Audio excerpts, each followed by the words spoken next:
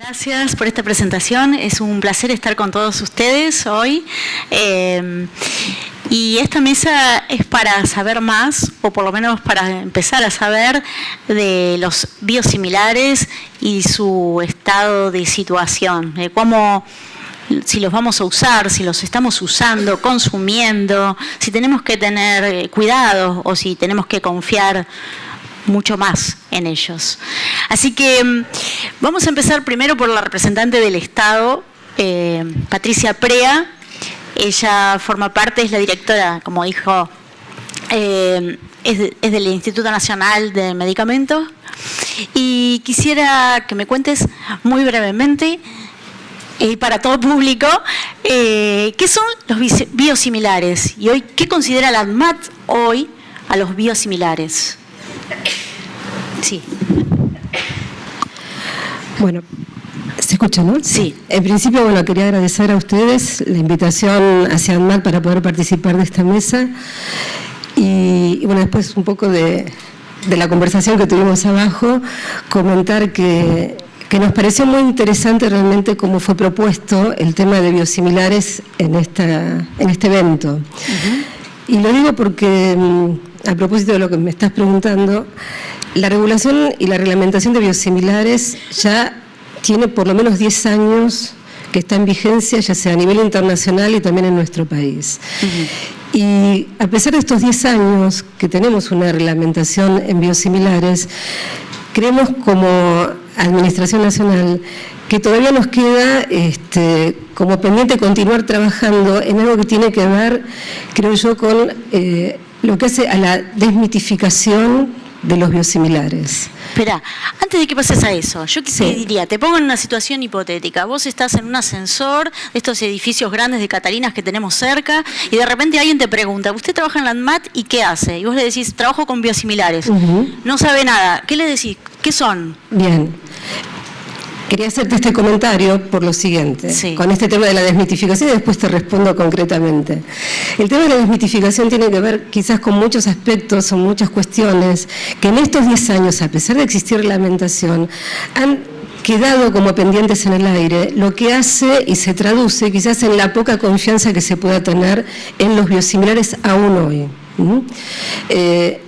¿Y no crees que la poca confianza tiene que ver con esto de que la gente no sabe lo que son los biosimilares? Por eso te decía que creemos justamente en la importancia de haber generado este tratamiento del biosimilar no desde la regulación, sino justamente de estos juegos o estrategias que se han utilizado en estos años, como por ejemplo juegos de palabras, uh-huh, parecidos, copias, diferencias, etcétera. El biosimilar no es otra cosa que un medicamento que cuando está aprobado, fue aprobado con los requerimientos que corresponden en términos de calidad, seguridad y eficacia.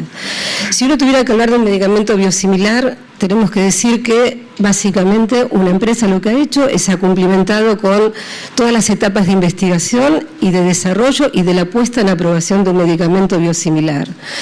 Que quizás lo diferente que uno pudiera, si tuviera que decir alguna diferencia, es el enfoque de la investigación y el desarrollo de un biosimilar. Lo que ha procurado una empresa, y después seguramente lo puede decir el representante de Pfizer, lo que ha buscado es, a partir de una entidad molecular conocida, o sea, de una molécula que ha sido conocida y bien caracterizada, es esta empresa enfocar la investigación y el desarrollo a obtener esa misma entidad molecular y luego formularla en un medicamento que reúna, de alguna manera, las mismas condiciones de seguridad, calidad y eficacia de aquel tomado como referente.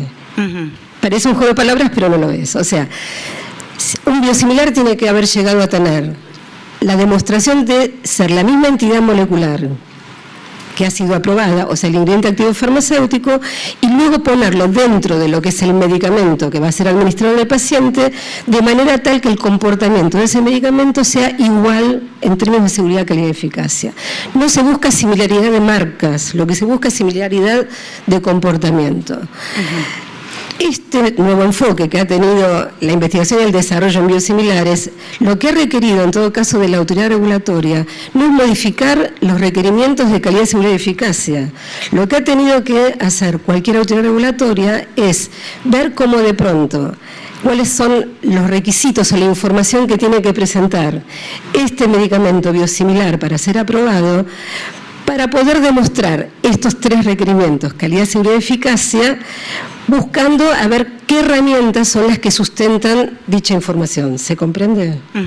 Entonces, déjame hacerle una pregunta a Nicolás.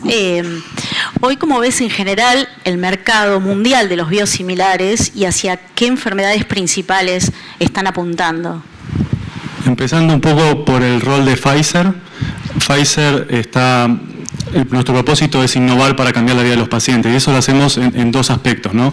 Uno es el de los biológicos, traer medicamentos nuevos, tanto biológicos como medicamentos de síntesis química, y eso nosotros el primer biológico lo lanzamos hace 20 años, pero también tenemos un rol importante en traer biosimilares a Argentina y al mundo. Como compañía. Hoy estos biosimilares están principalmente destinados a esos lugares donde hoy ocupan los biológicos que pierden exclusividad y que son generalmente en cáncer, en enfermedades poco frecuentes y en enfermedades autoinmunes. ¿En cardiovasculares no? Cardiovascular, digamos, todavía no es algo masivo o grande en investigación para biosimilares y biológicos. Y para esto, en estos próximos años, estos próximos 5 años, ¿van a sacar algo nuevo en biosimilares? ¿Hacia dónde están apuntando específicamente?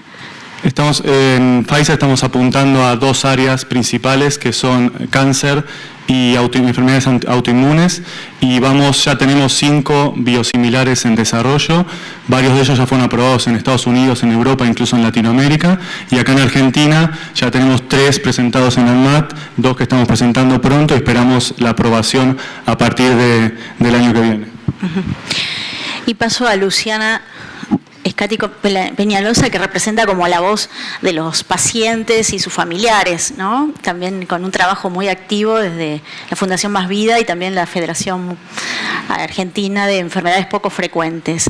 El tema de el desarrollo de los biosimilares, ¿de qué manera está ayudando a los pacientes o le da más opciones o menos opciones? ¿Cuál sería tu perspectiva? La postura nuestra claramente es todo nuevo medicamento es una nueva opción terapéutica para una persona, ¿no? En tanto falle su eficacia terapéutica del medicamento que uno está recibiendo, tiene que poder pasar a otra opción, con lo cual los biosimilares vienen, ¿no?, a ampliar ese abanico de oferta, digamos, terapéutica. Lo que nosotros entendemos, y un poco apuntalando lo que decía antes la doctora Prea, en tanto ese medicamento esté correctamente aprobado, que tenga la evidencia científica necesaria, rigurosa, actualizada, ¿sí? Que este es un aspecto que nosotros también empujamos mucho, ¿no?, que esa regulación avance. Idealmente sería que avance con el avance de la ciencia, con el avance del conocimiento, para poder regular ciertos aspectos que evidentemente antes no se hacían porque no se conocía, ¿sí?, esta parte, digamos, médica clínica, y también entendemos que estos biosimilares lo que vienen a traer es una opción también para el sistema, ¿no?, la sustentabilidad que hablaban antes del sistema de salud, entendiendo que uno de los conceptos básicos de los biosimilares es que tiene que tener una considerable baja en el precio con respecto a ese medicamento original, porque no tuvo todo ese desarrollo, ¿no?, de investigación, y ahí quizá nos metemos en otro ámbito, pero digo, no es menor que un biosimilar, en tanto esté aprobado de modo correcto y realmente haya probado científicamente que hace lo que dice que va a hacer, que hacía el otro original, y que tenga una evidencia, obviamente, y una eficacia terapéutica, que además sea considerablemente más bajo su precio, que creo que ese es uno de los criterios básicos de este desarrollo de estos medicamentos, que podríamos hacer el paralelismo con los medicamentos de síntesis química y los medicamentos genéricos, ¿no? Patricia, ¿coincidís con que la ventaja es el tema del precio o hay otras ventajas adicionales con el desarrollo de biosimilares? Sí. Claramente lo primero que a uno le viene a la mente es la ventaja de la disminución del precio del medicamento, que de hecho se logra. Me parece también, en la práctica, se logra en la Argentina por lo menos. Pero sí me parece que hay otra que es importante, que quizás es la que menos énfasis se hace. No quisiera hablar de marcas, pero todos sabemos que a veces el hecho de que haya un solo medicamento disponible para una determinada patología hace que cuando la planta farmacéutica que fabrica ese medicamento tiene problemas, ese medicamento queda discontinuado o queda de alguna manera suspendido.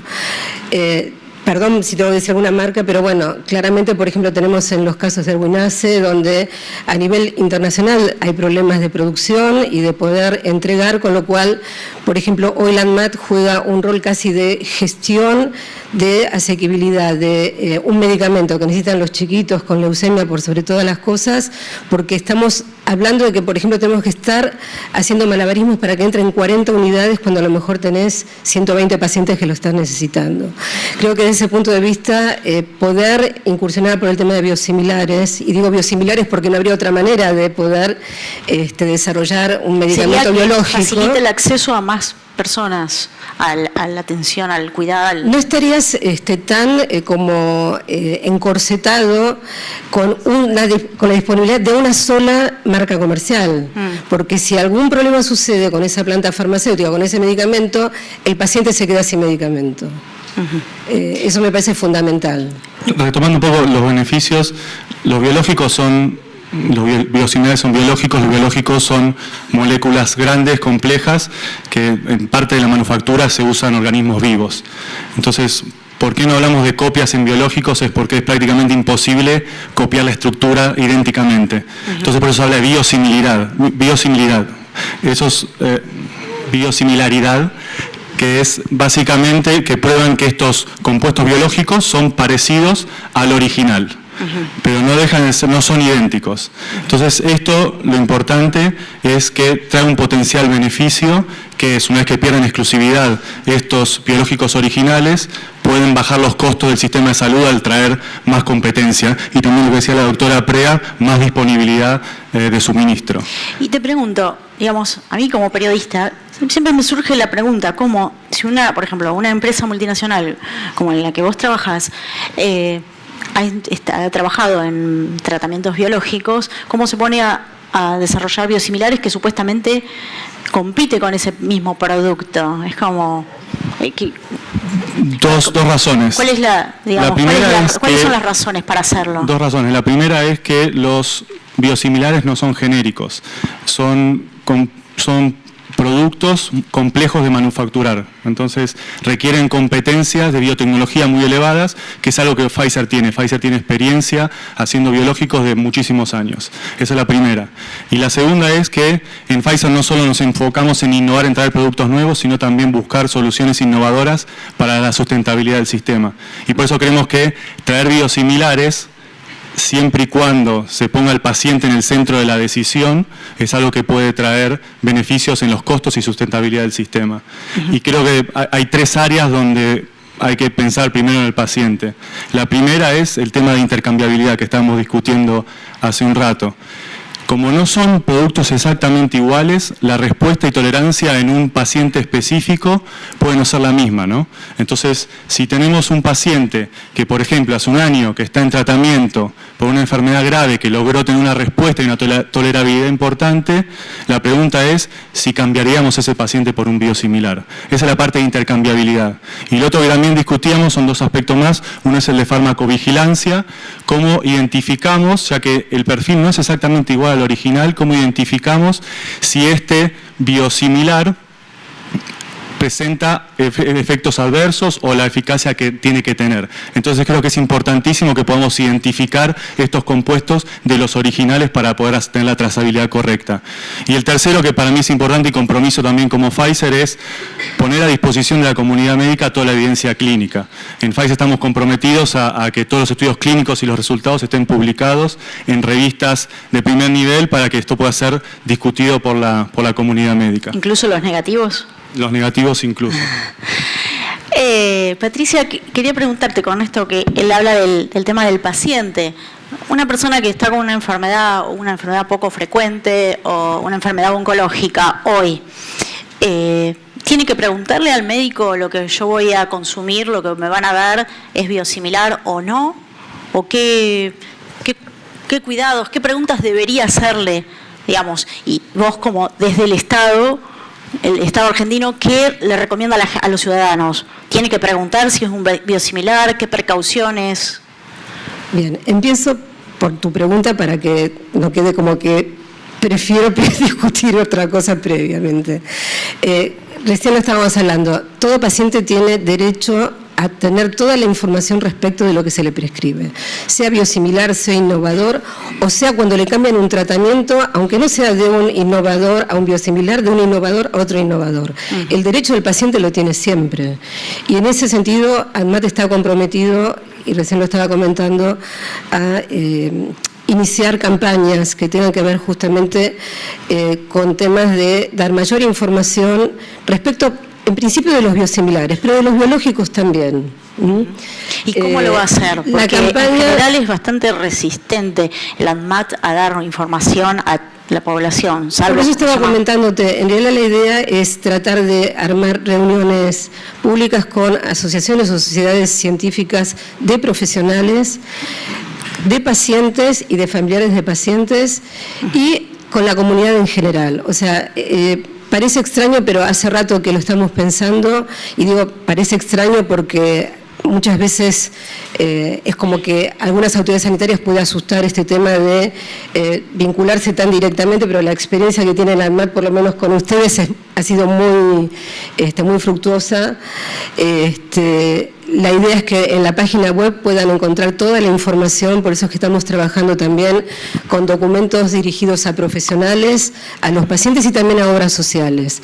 La OMS ha sido, en esta última conferencia de biosimilares o congreso de biosimilares, que creo que estuvo en Ámsterdam, justamente lo que hizo fue propugnar que las autoridades sanitarias generen más capacitación en este tema de biosimilares, que exista más traslación, digamos, del conocimiento, y también mayor capacitación.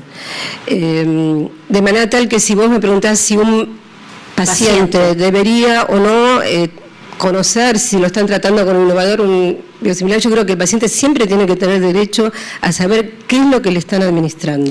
Pero y cuando se trata de un biosimilar, ¿debería tener más precauciones que con un medicamento tradicional? Vuelvo a lo que decía originalmente. Si un biosimilar fue autorizado es porque reúne los 3 requisitos esenciales para que se pruebe un medicamento.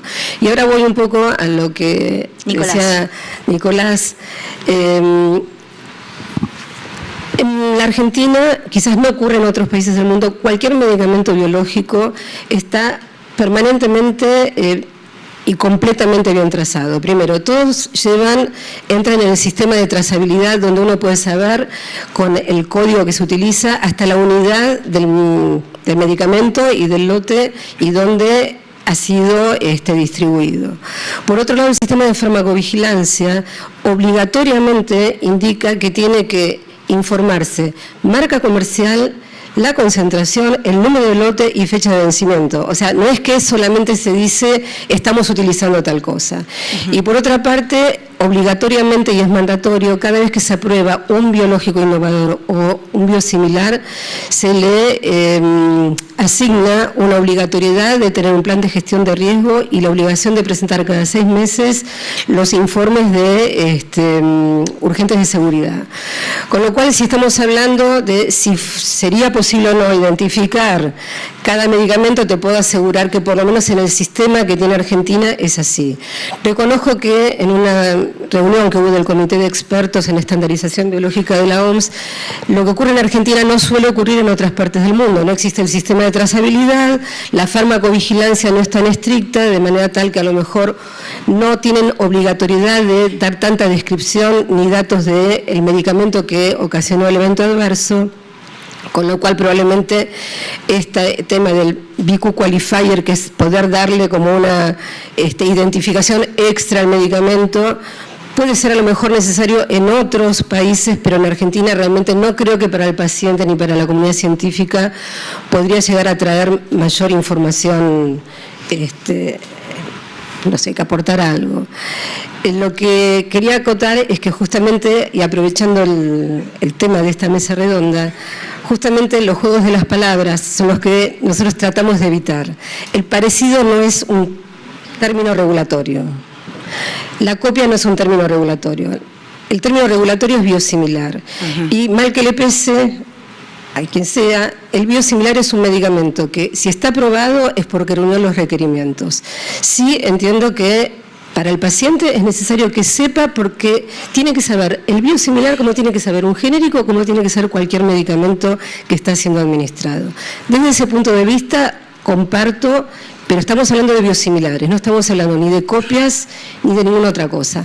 Un biosimilar puede ser más complejo, pero es caracterizable. Si no fuera caracterizable, no podría ser medicamento. Entonces, Luciana, ¿cuál es tu perspectiva? Digamos, debería advertirse más Yo a digo la un gente. absolutamente sí. Cada persona tiene desde ya el derecho a saber qué medicamento está recibiendo, pero por sobre todo para esa decisión compartida, ¿no? Esa decisión y esa aceptación, ¿no? Del paciente, decir yo voy a consumir este medicamento, entendiendo también la parte que creo que es más importante, la de la adherencia, ¿no? Del tratamiento, que uno no puede adherirse a un tratamiento. Así como está, digamos, el biosimilar identificado para el paciente o para los médicos o para la comunidad médica, ¿está bien, o desde el punto de vista de ustedes como representantes de los pacientes debería darse más información? Un relevamiento que nosotros hicimos desde la Federación en el 2015, que tiene mucha correlación a uno que acaba de terminar de la Federación Europea de Cronicolitis Ulcerosa, específicamente sobre medicamentos biotecnológicos. Lo que arrojó fue, y más específicamente sobre biosimilares, es que el 75% de los pacientes que consumen un medicamento biosimilar no sabe lo que está consumiendo. No termina de entender qué es un biosimilar y que claramente tiene muchas dudas. Lo que esa encuesta también arrojó era que en realidad había una falta de información desde el médico. Y cuando uno también hace zoom en esa cuestión del médico, hay muchos médicos que no pueden explicar esta diferencia entre un medicamento original y un medicamento biosimilar. Claramente para el ciudadano el mayor resguardo de garantía rectora es el Estado.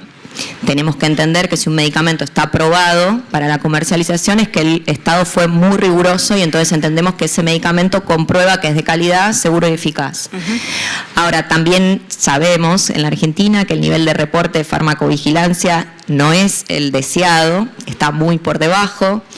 Entonces, cuando uno también hace zoom sobre eso, se da cuenta de que un medicamento que no tenga reporte de farmacovigilancia sobre efectos adversos, falta de eficacia, etcétera, etcétera, no significa que ese medicamento funcione verdaderamente para lo que tiene que funcionar. ¿Qué digo con esto? Hay poca información. Cuando hay poca información salen muchas dudas.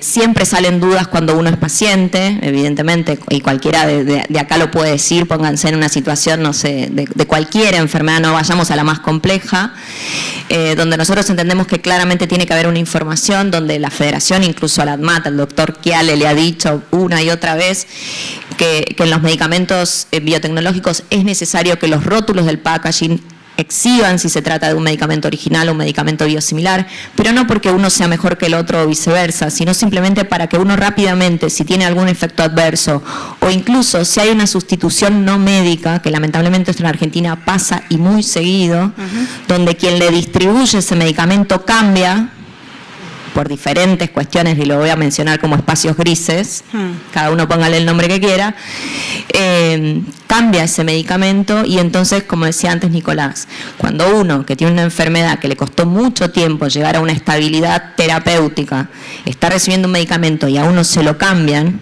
¿sí? ¿Qué pasa? ¿Y quién asume el riesgo de lo que eso implica? No solo los costos directos, sino los costos indirectos de lo que eso sucede, ¿no? Porque el que lo tiene que pagar no es solo pagar el medicamento, la persona no puede ir a trabajar o el chico no puede ir a estudiar. Digo, hay internaciones, en el caso de cronicolitis te puedo decir, cuando un medicamento no es efectivo, la persona puede terminar en un quirófano con un ano contra natura. Por suerte hoy hablamos temporalmente, estamos hablando de 5 o 6 años, otras personas directamente toda la vida. Entonces digo, es necesario, no solo por el derecho a la información, sino también porque uno puede hacerse cargo de qué es lo que está consumiendo con ese médico. Se entiende que el saber lo tiene el médico, para nosotros esto también es importante, ¿no? Y muchas de estas enfermedades que son complejas, crónicas, la especialidad se transforma en subespecialidad, entonces ese médico es realmente el experto sobre esta enfermedad, y como parte del sistema puede cambiar sin esa aprobación médica, inclusive sin la aprobación del paciente, aunque es un derecho, el paciente debería decir, sí, acepto que me cambien el medicamento, o no, no lo acepto, está escrito por ley. Entonces a lo que voy es, para nosotros claramente esto es muy importante, para no solo defender la seguridad del paciente, sino inclusive la sustentabilidad del sistema. Algo muy cortito con respecto a este tema de la No, solo comentar que mi comentario de por ahí la farmacovigilancia y más al rol del médico y el paciente en la decisión, porque muchas veces el médico no sabe que el paciente fue cambiado un biosimilar, comentando de vuelta lo que decía Luciana, no tanto por el sistema de farmacovigilancia, sino con que el médico y el paciente sean parte de la decisión para poder tener la información correcta. ¿Alguien en la audiencia quiere hacer alguna pregunta? No veo mucho desde acá, pero a ver, tenemos unos minutitos. Levanten las manos. Allá, sí.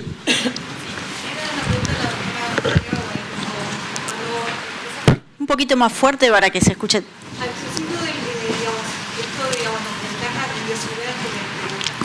Hola, sí. Es una pregunta con respecto al inicio de la charla de la doctora Prea. Era las ventajas de los biosimilares y ella habló de un caso que a veces la falta de un biológico, porque era un problema de manufactura en el extranjero, hacía que no entrara la suficiente cantidad de medicamentos para esta leucemia, no me acuerdo cómo era. Mi pregunta es, en estas situaciones se pueden hacer, sabemos que son licencias obligatorias cuando se pueden utilizar, digamos, dejar de utilizar la patente para empezar a usar un medicamento. ¿Qué les parece pensar cuando se hace una regulación, decir, bueno, estar como en un proceso para que pueda en ese momento, cuando hay una falta, como decía, para que haga habilitar más rápido el biosimilar?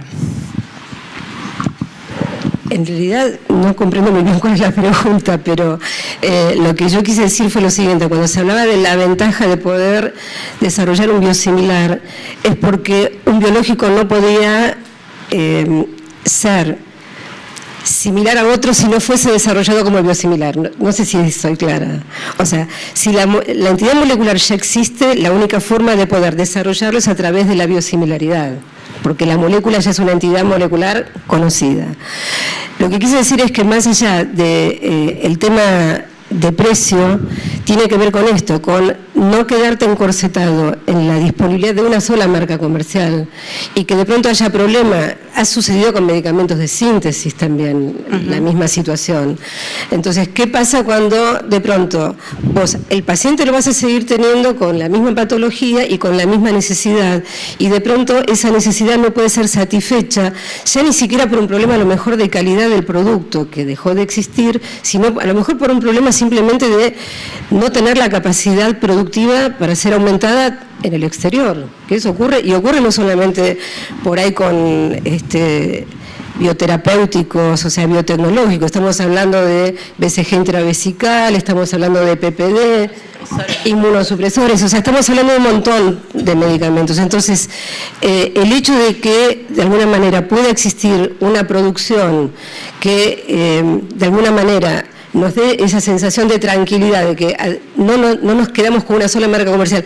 No porque esté mal que exista una sola, sino porque en realidad tenemos que tratar de buscar que no exista esa posibilidad de quedarnos sin la medicación. ¿Alguien quiere una pregunta muy chiquita, muy cortita, porque ya estamos cerrando? Allá atrás. ¿Qué tal? Hago una consulta, Luciana, más que nada para ponernos un poco en el lugar del paciente.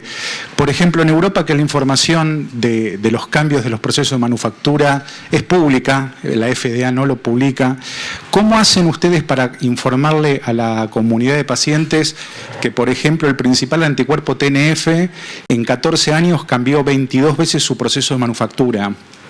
Y claramente dando distintas versiones de ese anticuerpo a lo largo de más de una década de uso. ¿Cómo también le transmiten a ellos que esa molécula que pensaban que era de una manera va evolucionando y ellos siguen teniendo la misma respuesta terapéutica? La fundación que creé de crónico-colitis ulcerosa la hice en el año 2008, con lo cual 11 años ya llevo trabajando en esto. Nunca me hicieron esa pregunta. Lo que le contestaría, si hoy alguien me lo preguntase, le diría, anda a hablar con tu médico. porque nosotros somos organizaciones de la sociedad civil dedicadas a la parte social y contención, apoyo, educación, defensa, obviamente, de los derechos. Yo no soy médica, así que nunca me atrevería a contestarle esto, y creo que el ciudadano a pie nunca va a preguntarse esto porque es un nivel de información, como te decía antes, no sabe siquiera qué es un biosimilar o qué es un medicamento biotecnológico, con lo cual no creo que nunca llegue a esta ecuación, salvo que por su expertise de la vida profesional se interese un poquito más en investigar esto. Pero que claramente sí lo que le transmitimos a los pacientes es que tienen que saber qué están consumiendo, porque es muy violento, y te voy a poner en una situación real que yo vivo en mi casa todas las semanas. Mi hija recibe un medicamento biotecnológico. Es muy violenta la situación de estar poniéndote algo, y digo así porque es el gesto literal que yo hago para agarrar el medicamento y ponérselo a mi hija, y no saber qué te está entrando en el cuerpo. Bueno, muchísimas gracias a los tres. Me gustó mucho las diferentes perspectivas, por lo menos yo, no sé si ustedes, pero yo aprendí bastante de biosimilares y me despertaron el interés de saber mucho más. Me gusta porque hay muchos aspectos, ¿no?, del tema de la perspectiva del paciente y sus derechos a la información, y bueno, toda la innovación que se está viniendo. Así que bueno, y espero que dentro de, si el año que viene hacemos este encuentro, me gustaría ver los resultados de las campañas de información de la ANMAT, así que la comprometo a que eso se haga. Bueno, así todos ya sabemos mucho más de los biosimilares por todos los rincones de la Argentina. Así que bueno, muchísimas gracias a los tres.